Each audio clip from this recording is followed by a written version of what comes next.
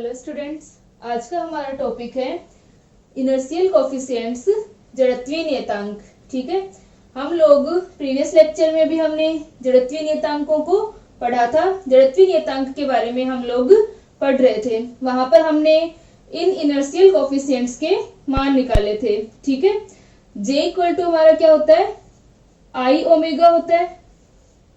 ठीक है, ये जो आई होता है इसे क्या कहते हैं, मोमेंट ऑफ इनर्शिया कहते हैं। ठीक है, और अपने पास में जो रोटेशनल मोशन होता है, हम लोग रोटेशनल मोशन के बारे में पढ़ रहे थे। तो जो रोटेशनल मोशन होता है उसके अंदर क्या आते हैं अपने, कि जो जड़त्व का जो मेजरमेंट होगा, यानी जो इनर्शिया का मेजरमेंट होगा, वो किससे करते हैं, आई से करते हैं। और ये जो आई होता है इसके 9 कंपोनेंट्स होते हैं। ठीक है, इस प्रकार से मैट्रिक्स आई थी अपने पास में, J X J Y J Z equal to I x X I X Y I X Z I Y X I Y Y I Y Z I Z X I Z Y और I Z Z. साथ में क्या था, omega X omega Y और omega Z, ये अपने पास में था। ठीक है, ये मैट्रिक्स हमने इन इनर्शियल कोफिशिएंट्स के लिए निकाली थी। तो यहां से अपने पास में जो इनर्शियल कोफिशिएंट्स हैं, ये जो आई x X I X Y I X Z, इन्हें क्या कहते हैं, एक सेकंड रैंक के टेंसर हैं। टेंसर के बारे में भी हमने थोड़ा सा पढ़ा था कि टेंसर क्या होते हैं, कि एक तरीके से स्केलर और वेक्टर का जनरलाइजेशन होंगे। ठीक है, स्केलर हमारे 0 रैंक के टेंसर होते हैं, वेक्टर जो होते हैं वो फर्स्ट रैंक के टेंसर होते हैं, और ये जो इनर्शियल कोफिशिएंट्स हैं ये क्या है, सेकंड रैंक के टेंसर हैं। तो यहां से अपने पास में आ गया कि ये जो 9 कंपोनेंट्स आ रहे हैं, 9 जड़त्वीय गुणांक है ये। ठीक है, और ये क्या है, सेकंड रैंक के टेंसर हैं।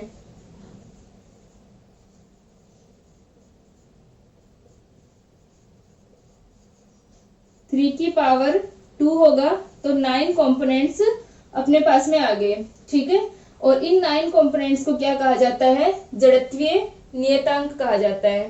ठीक है, तो अब अपने पास में जो हमें ये मैट्रिक्स मिल रही है, या हमारे जो 9 कंपोनेंट्स हैं, इन 9 कंपोनेंट्स में से जो डायगोनल वाले कंपोनेंट हैं,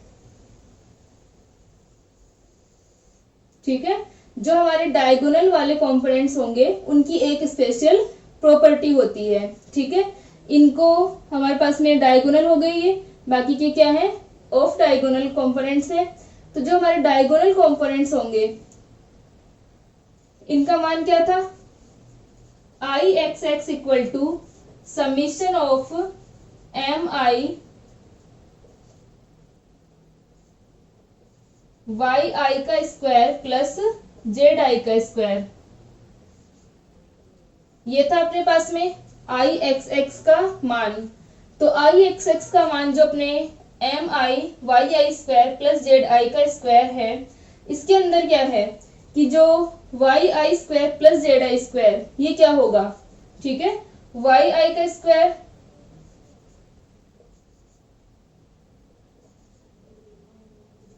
प्लस जेड आई का स्क्वायर, ये क्या होगी, पार्टिकल की एक्स एक्सिस से डिस्टेंस होगी। ठीक है, अपने पास में जो अगर अपन निकाले कि एक्स एक्सिस से डिस्टेंस क्या हो जाएगी पार्टिकल की, वाई आई का स्क्वायर प्लस जेड आई का स्क्वायर। ठीक है, वो हमारी क्या होगी, पार्टिकल की एक्स एक्सिस से डिस्टेंस होगी। तो यहां से हम देख सकते हैं कि हमारे पास में क्या आ गया, कि ये एक तरीके से जो summation of M I Y i का स्क्वायर प्लस जेड आई का स्क्वायर आ रहा है, एक तरीके से क्या है, ये एम एक्स का स्क्वायर होगा, मतलब एक्स एक्सिस से डिस्टेंस का स्क्वायर होगा। तो ये एम आर स्क्वायर होगा, जहां पर आर क्या है, एक्स एक्सिस से परपेंडिकुलर डिस्टेंस है। तो आई जो एक्स एक्स अपने पास में आया वो क्या बन गया, मोमेंट ऑफ इनर्शिया बन गया। ठीक है, ये हमारे पास में कैसे आया, Y I square plus Z I square, जो अपनी आई एक्स एक्स का फॉर्मूला होता है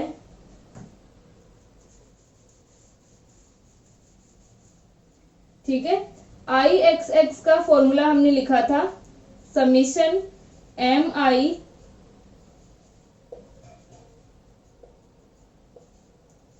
आर आई का स्क्वायर माइनस एक्स आई का स्क्वायर।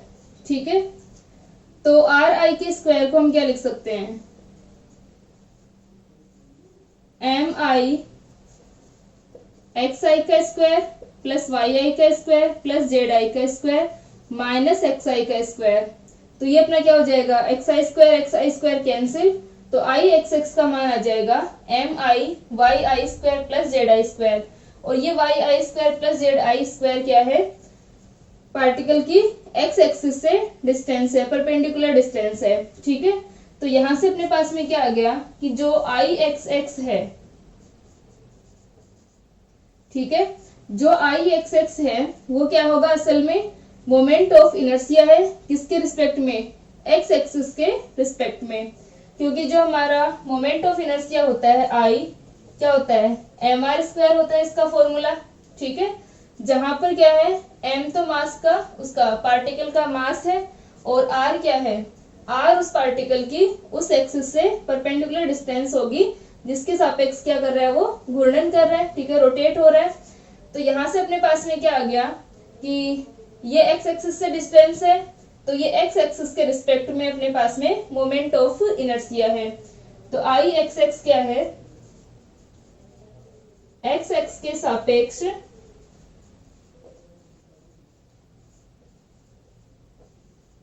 जड़त्व आघूर्ण है।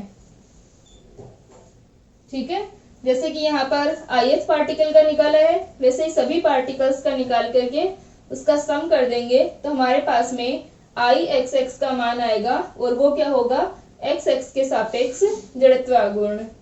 इसी प्रकार क्या होगा, आई वाई वाई होगा,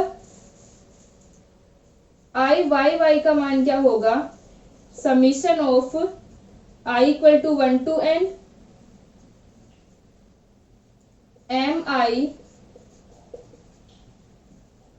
आर आई का स्क्वायर माइनस वाई आई का स्क्वायर। आर आई का स्क्वायर क्या है अपना,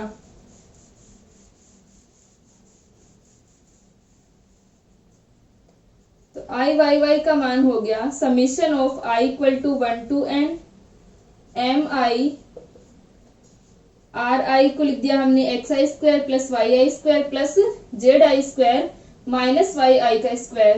तो वाई आई का स्क्वायर वाई आई का स्क्वायर कैंसिल हो जाएगा, तो ये आ जाएगा एक्स आई का स्क्वायर प्लस जेड आई का स्क्वायर। ठीक है, तो x square plus Z square ये क्या है, इससे वाई से डिस्टेंस है। ठीक है, तो वाई से डिस्टेंस अपने पास में क्या आ गई, एक्स का स्क्वायर प्लस जेड का स्क्वायर। तो ये हो जाएगा आई वाई वाई क्या होगा, वाई एक्स के सापेक्ष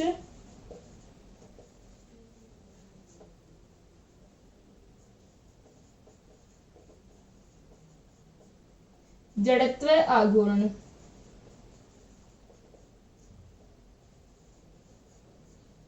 ठीक है, तो वाई एक्स के सापेक्ष जड़त्व आघूर्ण। इसी प्रकार आई जेड जेड क्या होगा, जेड एक्स के सापेक्ष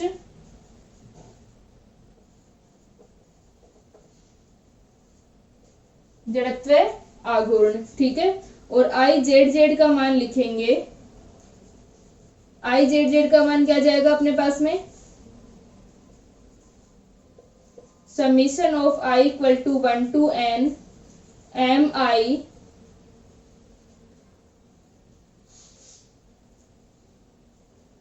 एक्स आई का स्क्वायर प्लस वाई आई का स्क्वायर। ठीक है, ये आई जेड जेड का मान होगा। तो जो हमारे डायगोनल कंपोनेंट्स हैं ये क्या है, ये एक्स एक्सिस के रिस्पेक्ट में मोमेंट ऑफ इनर्शिया है। ठीक है, जड़त्व आघूर्ण है ये मोमेंट ऑफ इनर्शिया।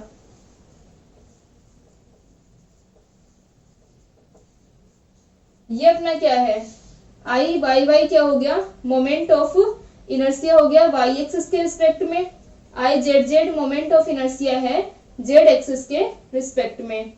अब जो हमारे ऑफ डायगोनल कंपोनेंट्स हैं ये क्या होंगे, ये प्रोडक्ट है एक्स वाई, एक्स जेड है, Y X Y Z, Z X और जेड वाई।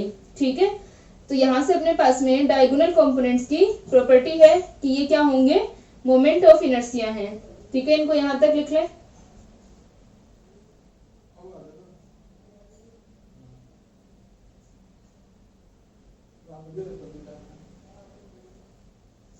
ठीक है,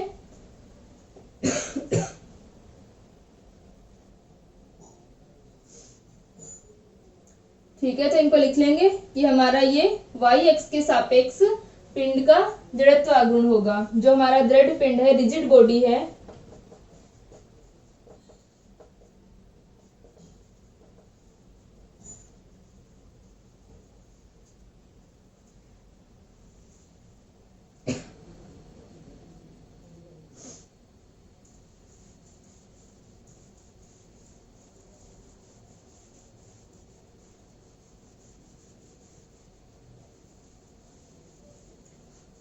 ठीक है।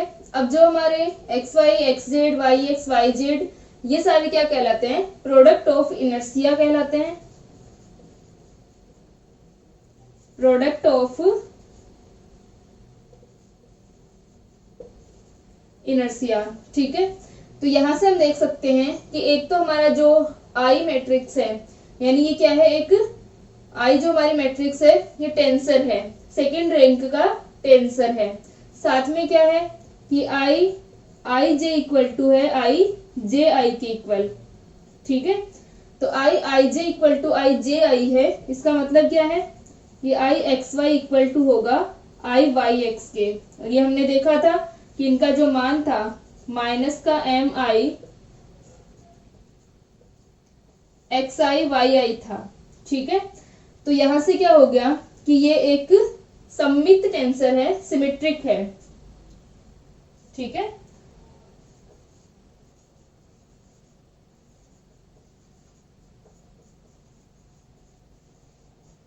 ये सेकेंड रैंक का टेंसर होगा और साथ में क्या होगा, सिमेट्रिक होगा, सममित होगा, क्योंकि आई जे इक्वल टू आई जे आई है। ठीक है, अब अपने पास में क्या आ गया कि ये जो हमारे प्रोडक्ट ऑफ इनर्शिया है और ये क्या है, मोमेंट ऑफ इनर्शिया है, एक्स के रिस्पेक्ट में, वाई के रिस्पेक्ट में और जेड के रिस्पेक्ट में। और जो हमारी जे की इक्वेशन थी वो क्या थी, J x equal to I x x omega x I Y x omega Y और I Z x omega z. ठीक है, J y equal to I Y x omega x I y omega y I Y z omega z. और J z क्या था, I Z x omega x plus I Z y omega y plus का I Z z omega z. ठीक है, तो ये जो second rank के टेंसर हैं, जो इनर्शियल कोफिशिएंट्स हैं, ये क्या कर रहे हैं, जे और ओमेगा में रिलेशन बताते हैं। ठीक है, एक संबंध स्थापित करते हैं। ठीक है, अब अपने पास में क्या है कि जे और ओमेगा दोनों अगर पैरेलल हुए या हम करें कोइंसिडेंट करें इनकी जो डायरेक्शन है, तब तो क्या होगा कि हमारे पास में इस तरह से मान आ जाएंगे। लेकिन हमेशा जो जे और ओमेगा होते हैं वो एक दिशा में नहीं होते या पैरेलल नहीं होते हैं। ठीक है, तो वहां पर क्या होगा कि जे और ओमेगा के जब पैरेलल नहीं होंगे तो हमें इक्वेशन में रख करके मान निकालने पड़ेंगे, सारी जो वैल्यूज होती है अपनी। और किसी भी बॉडी के अंदर, ठीक है, कोई भी जो बॉडी होगी, चाहे वो सिमेट्रिक होगी, ठीक है, या एसिमेट्रिक, हमारे पास में जो बॉडीज होंगी उनके अंदर क्या होगा कि तीन ऐसी एक्सेस होती हैं।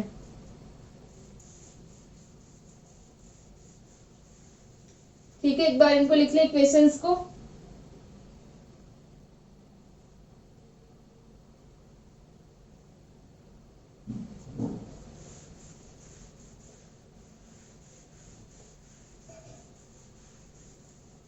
ठीक है, तो यहाँ पर हमने अभी तक जो कंसिडर किया था वो क्या था कि जे की दिशा और ओमेगा की दिशा जो थी वो सेम थी, यानी जे की डायरेक्शन और ये जो हमारा जे क्या है, एंगुलर मोमेंटम, और ओमेगा क्या है, एंगुलर वेलोसिटी, एंगुलर मोमेंटम और एंगुलर वेलोसिटी की डायरेक्शन क्या थी, सेम थी। लेकिन हमेशा ऐसा नहीं होता है कि इनकी डायरेक्शन जो हो वो सेम रहे। अगर इन दोनों की डायरेक्शन सेम नहीं है, जे और ओमेगा सेम डायरेक्शन में नहीं है, तो क्या हो जाएगा, अपने पास में इक्वेशंस, ये अपने इक्वेशन से मान निकालते हैं। और दूसरा क्या रहेगा कि कोई भी जो बॉडी होगी उसके अंदर तीन ऐसी एक्सिस होती हैं जिनके रिस्पेक्ट में अगर रोटेशन हो रहा है तो क्या होगा, जे और ओमेगा सेम डायरेक्शन में होंगे। और ये तीनों एक्सिस क्या कहलाती हैं, प्रिंसिपल एक्सिस कहलाती हैं। ठीक है, मुख्य एक्स इनको कहते हैं। ठीक है, तो यहां से अपने पास में क्या हो जाएगा, प्रिंसिपल एक्सिस के बारे में आगे फिर से हम पढ़ेंगे। ठीक है, इनकी डेफिनेशन भी लिखेंगे और प्रिंसिपल एक्सिस के बारे में पढ़ेंगे। तो यहाँ पर अपने पास में क्या होंगी कि प्रिंसिपल एक्सिस तीन परपेंडिकुलर एक्सिस होंगी जिनके रिस्पेक्ट में अगर रोटेशन होगा तो जे और ओमेगा सेम डायरेक्शन में होंगे। वहां पर सिर्फ क्या निकालना होगा, आई एक्स एक्स, आई वाई वाई और आई जेड जेड का मान निकालना होता है। बाकी जो प्रोडक्ट ऑफ इनर्शिया है, ये गुणनफल जो है, जड़त्व गुणनफल, वो सारे क्या हो जाते हैं, जीरो हो जाते हैं। ये सारे जीरो हो जाएंगे। ठीक है, तो क्या आ जाएगा कि जे एक्स इक्वल टू आ जाएगा I x x omega x, J Y आ जाएगा I Y y omega Y, और जे जेड आ जाएगा I Z z omega Z. तो यहाँ पर क्या होंगे, जे और ओमेगा सेम डायरेक्शन में होंगे। ठीक है, तो यहाँ से अपने पास में सिर्फ हमें तीन ही मोमेंट ऑफ इनर्शिया ये निकालने पड़ेंगे। ये प्रोडक्ट ऑफ इनर्शिया क्या होंगे, जीरो होंगे। ठीक है, आगे अब हम केस कंसिडर करते हैं कि जे और ओमेगा पैरेलल नहीं हो, क्योंकि जो असममित पिंड होते हैं उनके अंदर क्या होगा, सिमेट्रिक एक्सिस नहीं होगी। ठीक है, तो वहां पर क्या होगा, जे और ओमेगा पैरेलल नहीं होंगे। ठीक है, तो जे और ओमेगा जब पैरेलल नहीं होते हैं तो हमें किस प्रकार इक्वेशन आएंगी वो हम लिखते हैं, इनको लिख लें।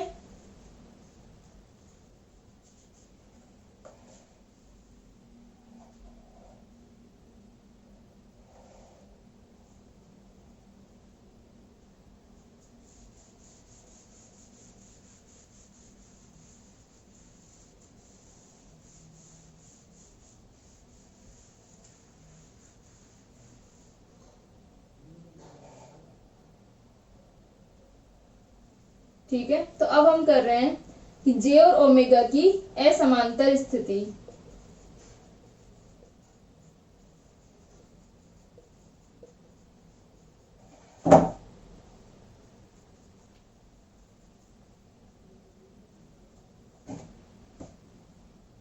जे व ओमेगा की असमांतर स्थिति।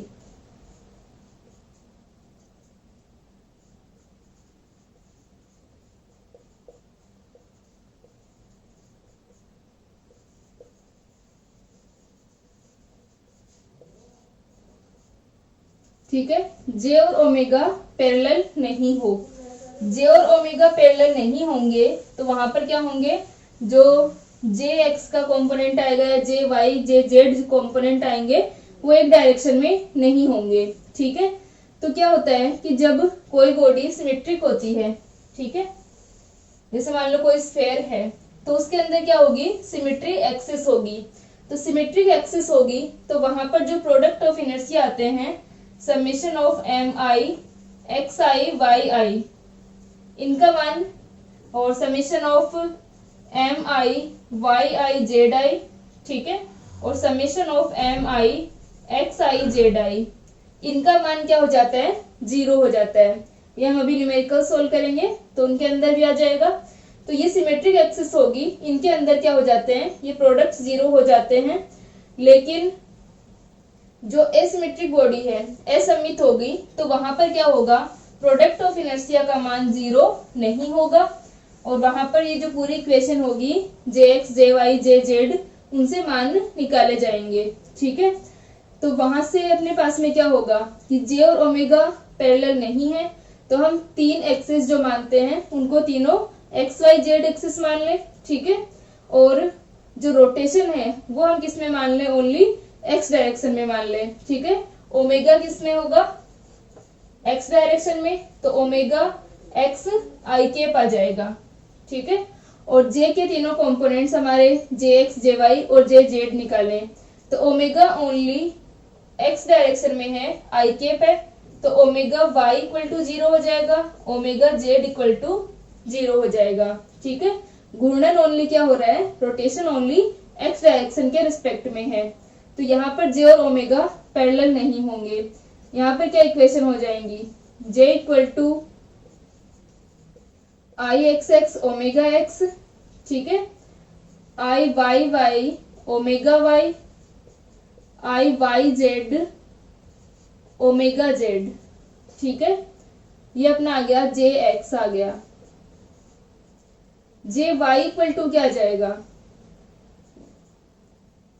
आई एक्स वाई ओमेगा एक्स, आई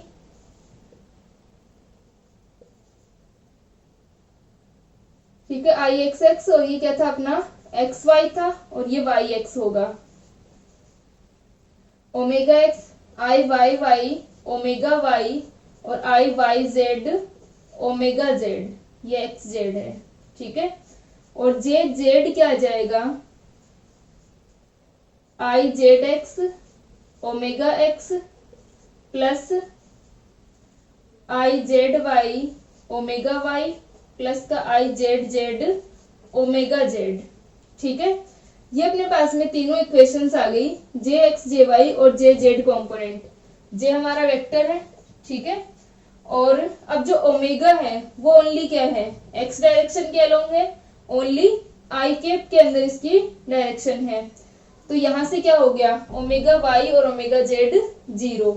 इस कंडीशन में जे और ओमेगा एक दूसरे के पैरेलल नहीं होंगे, क्योंकि यहां से अपने पास में कंपोनेंट्स क्या आएंगे, J x equal to I x x omega x, J y equal to आ जाएगा I Y x omega x, और जे जेड इक्वल टू आ जाएगा I Z x omega x, ठीक है। तो यहां से हम देख सकते हैं कि जो जे वाई कॉम्पोनेंट है उसके साथ ओमेगा एक्स आ रहा है, और जे जेड कॉम्पोनेंट के साथ में भी ओमेगा एक्स आ रहा है, यानी इसके ओमेगा के कॉम्पोनेंट्स और जे के कॉम्पोनेंट्स मैच नहीं कर रहे। तो यहाँ पर क्या होगा कि ओमेगा और जे जो है वो पैरेलल नहीं होंगे, समांतर नहीं होंगे।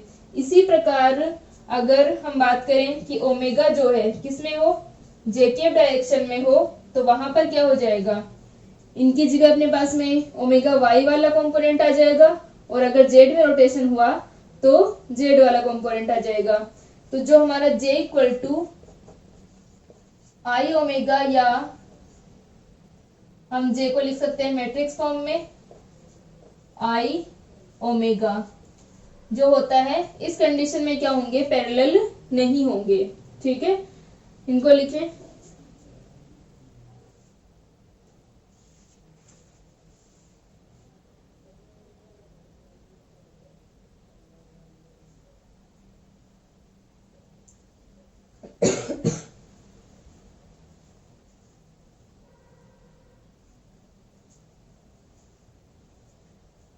ठीक है। तो यहाँ तक हो गया अपना कि ये जो कंडीशंस होंगी इस प्रकार, तो इन स्थिति में क्या हो जाएगा कि ओमेगा और जे कोणीय वेग और कोणीय संवेग एक दिशा में नहीं होंगे।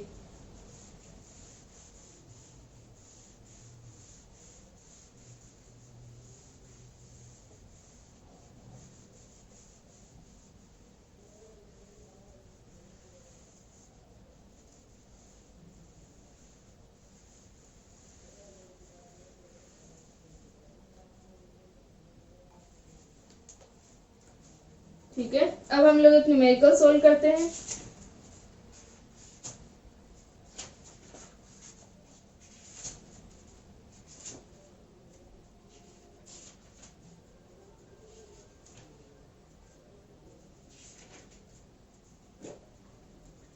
ठीक है, एक क्वेश्चन है 100 ग्राम और 200 ग्राम के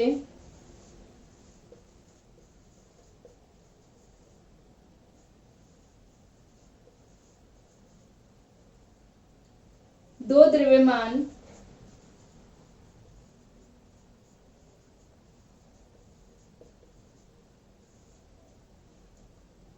तीस सेंटीमीटर की एक हल्की छड़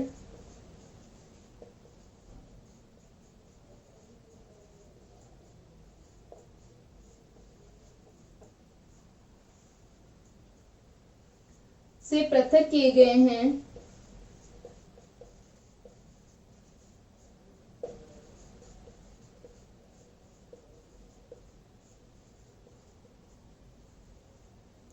इनके द्रव्यमान केंद्र पर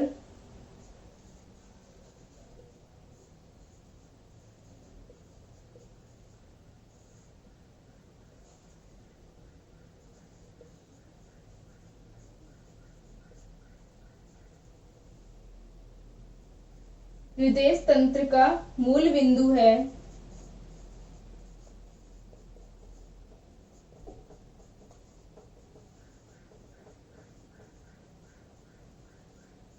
ठीक है, मूल बिंदु है। छड़ एक्स वाई तल में स्थित है।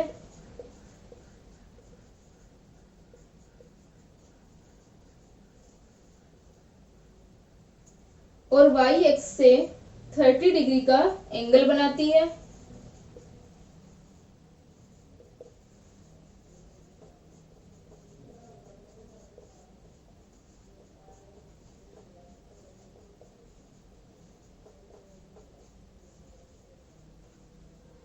इस निकाय के जड़त्वीय गुणांक आई एक्स एक्स और आई एक्स वाई ज्ञात कीजिए। ठीक है, हमें क्या निकालने हैं?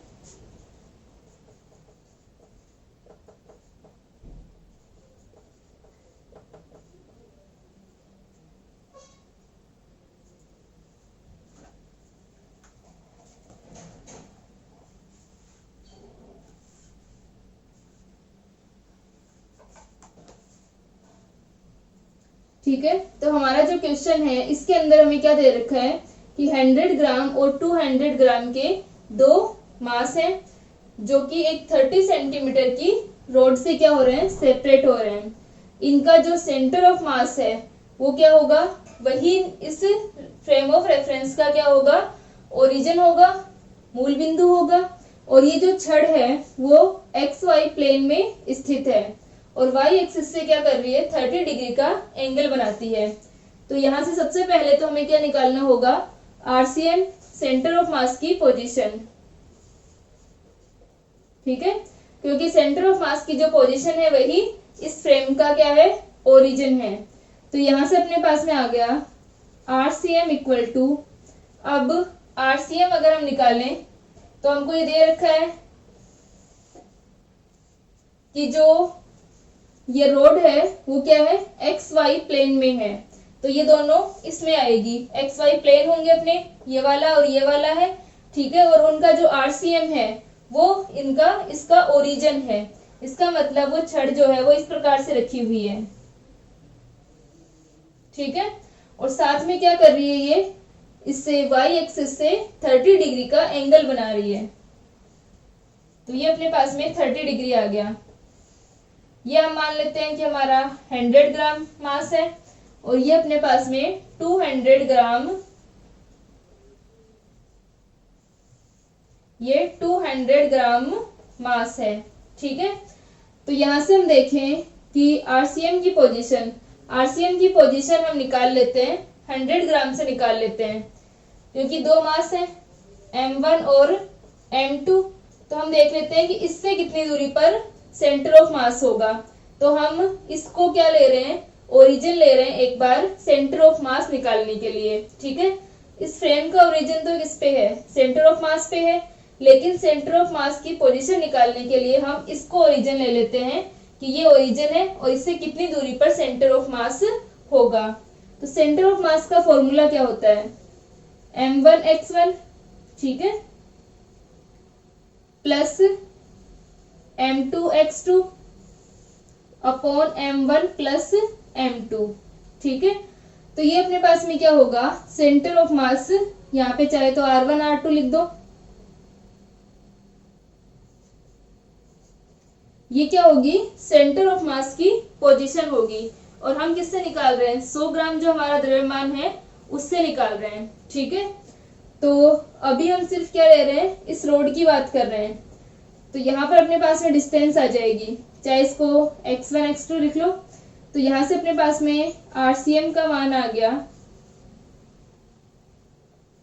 m1 का मान क्या है 100 इंटू r क्या हो जाएगा, 100 से ही निकाल रहे हैं हम कि 100 से कितनी दूरी पर है, तो इसके लिए मान आ गया 0। ठीक है, R1 R2 क्या है, दोनों मासेस की पोजीशन है ओरिजिन से, मूल बिंदु से। तो हमने मूल बिंदु किसको मान रखा है, अभी इसी को मान रखा है। तो 100 इंटू 0 प्लस m2 का मान क्या हो जाएगा 200 इंटू R2 का मान पूरी 30, इससे 30 डिस्टेंस पर है, 30 सेंटीमीटर पर, अपॉन में आ जाएगा 100 प्लस 200। तो ये बन गया 600 अपॉन 300। ठीक है, 6000 अपॉन 300, तो ये आ गया 20 सेंटीमीटर। ठीक है, तो ये डिस्टेंस कितनी हो गई, 20 सेंटीमीटर हो गई। यानी यहाँ पर RCM है और यहीं पर क्या है, ओरिजिन है। ये 20 सेंटीमीटर, तो ये 10 हो गई। ठीक है, तो ये अपने पास में RCM का मान आ गया। इसको लिख लें RCM को।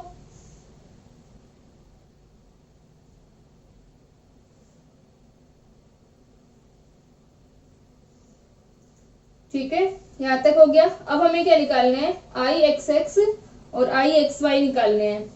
तो RCM को हम लिख लेते हैं यहाँ पर, ये 20 सेंटीमीटर पे है। ठीक है,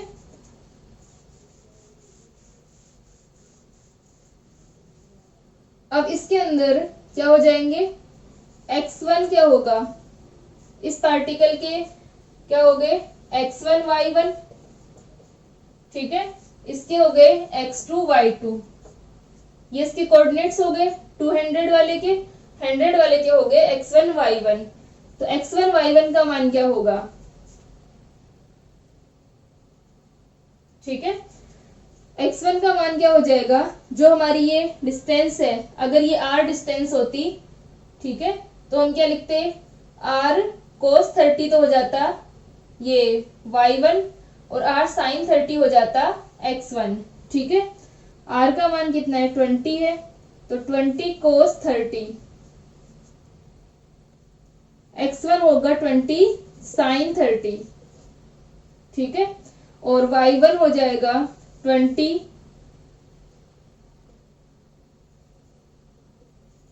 cos 30। ठीक है, sin 30 का मान 1/2 10 आ गया, और 20 cos 30। ठीक है, 20 cos 30 अपने पास में कितना आ गया, 20 डिवाइडेड बाय √3/2 होता है इसका मान। ठीक है, तो 10 इंटू 1.732, तो ये कितना आ गया 17। ठीक है, ये अपने पास में किसका मान आ गया, y1 का आ गया। इसी प्रकार x2 और y2 निकालेंगे। तो x2 और y2 क्या होंगे, ये माइनस में होंगे। तो x2 का मान तो हो जाएगा, ये अपना एंगल 30 है, तो ये 30 होगा। तो यहां से x2 का मान तो हो गया 10 cos 30, और y2 का हो गया माइनस में हो जाएगा, माइनस का 10 sin 30। ठीक है, तो ये आ जाएगा 10/2, यह आ जाएगा माइनस का 10/√3/2, और यह आ जाएगा माइनस का 10/2। तो ये तो 5 आ गया, और यह आ जाएगा 5 इंटू √3। ठीक है, ये अपने पास में x1 y1 x2 y2 का मान आ गया। ठीक है, यहां तक लिखो इसको।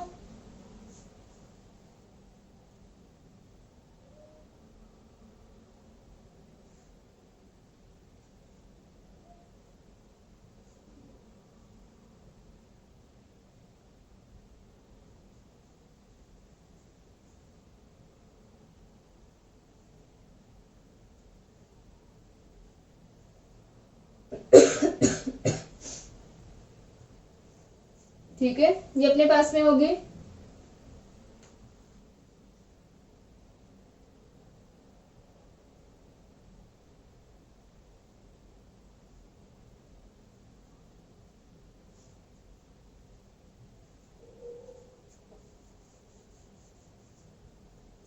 तो यहां से अपने पास में x1 y1 का मान आ गया।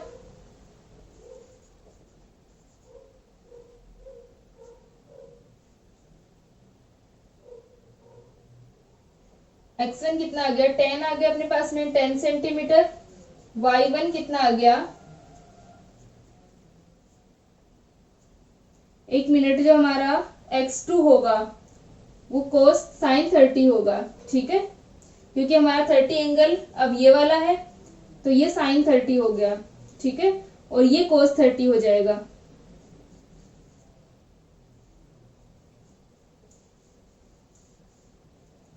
तो इसकी वैल्यू तो अपने पास में आ जाएगी -10/2 -5 सेंटीमीटर, और इसकी वैल्यू आ जाएगी -10/2 √3/2।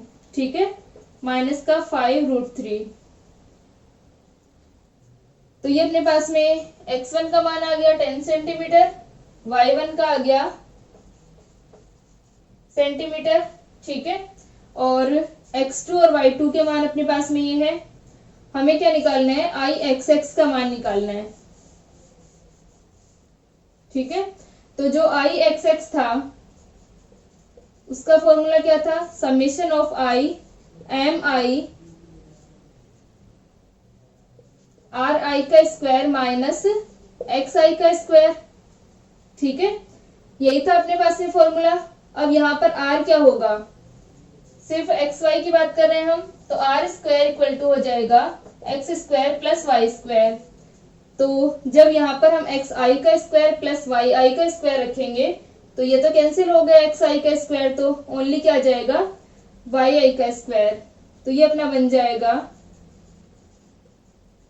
आई x x equal to m i, तो m1 y1 का स्क्वायर प्लस m2 y2 का स्क्वायर। ठीक है, यहां से अपने पास में क्या है, m1 y1 है और m2 y2 है। हमारे पास में y1 और y2 की वैल्यू है, इनको रख करके हम Ixx का मान निकाल लेंगे। इसी प्रकार हमें क्या निकालना है, Ixy का मान निकालना है। ठीक है,